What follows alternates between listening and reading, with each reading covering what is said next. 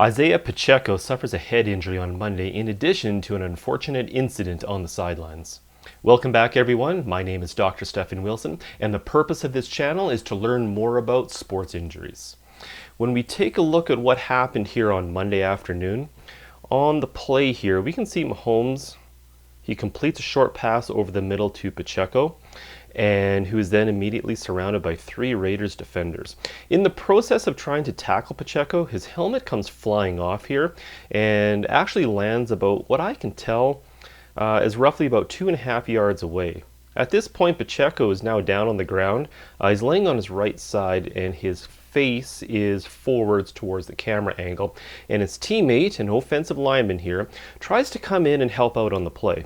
Even though Pacheco is now on the ground and the play is over, but when he comes in here, his right knee strikes Pacheco in the right side of his head. We can see how this here forces Pacheco's head into what we call a left lateral flexed position, which can certainly jam or compress the left side of his neck, while at the same time it'll stretch and strain the right side of his neck. Now we immediately see Pacheco grab his head as he is in obvious discomfort. The lineman's right knee made a forceful direct contact with the side of Pacheco's head, which we later learn caused a concussion on the play for Pacheco.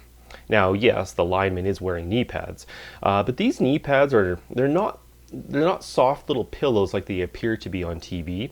There are different kinds of knee pads, and the materials that they're made out of, they can range from like a high density foam to even a rigid hard shell style that are made from a firm material like a plastic or fiberglass. Either way, these knee pads are designed to protect the knees of the player who's wearing them, not a potential teammate who has lost his helmet and may or may not be struck in the head with them while laying on the ground. This was the second time in the game that Pacheco's helmet had come off during a play, so obviously there was an issue with the chin strap on his helmet. From what I can see on the replay here, it appears that Pacheco is using what is called a high hookup style of chin strap, where two of the safety buckles are actually located above his face mask. The parts of the chin strap that attach to the helmet and secured are called the snap posts, the buckle, and the T-nut, and any one of those or more than one of those would have malfunction here, and that is what would allow Pacheco's helmet to come off during the play. This is a fairly secure style of chin strap to use, opposed to the single bucket low hookup style that Aaron Rodgers famously uses, or even what Brett Favre used to use. Anyways, it's when the right knee of his teammate makes contact with his head that most likely causes his head injury to occur here. Again, we can see him immediately grab his head while lying on the ground. The force of the knee striking his head caused his head to accelerate from his right to his left, and when I say head, I mean his skull. His brain would then have to catch up to the movement because it is suspended in what is called a cerebral spinal fluid inside his skull, and this would literally bump his brain up against the inside of his skull. It is this impact that occurs inside his skull between the hard skull bone and the soft brain tissue that causes the injury of a concussion to occur. Typically, it's not a structural injury, but a bruising of soft tissue and the malfunction of the electrical circuits in his brain that requires time to reset, so to speak. And this time period is when we see the common symptoms of a concussion, which can consist of any number of things like dizziness, headache, nausea, blurred vision, or ataxia.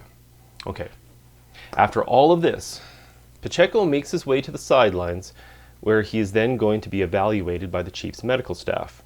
So to get ready for this evaluation, Pacheco willingly goes and sits down on the team exam table on the Chiefs sidelines, where this happens.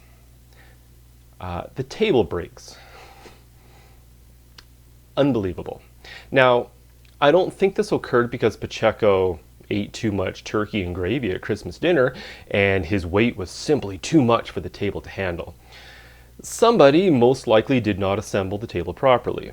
Usually on a portable table like this, there are 3 sets of folding legs that come down to support the table from underneath it. I'm guessing somebody only assembled the legs on the front and the back end and did not put down the legs underneath the center of the table. Without the support in the middle of the table, it would simply buckle and collapse under the weight of a person, just like what happened to Pacheco. As always, thank you for watching.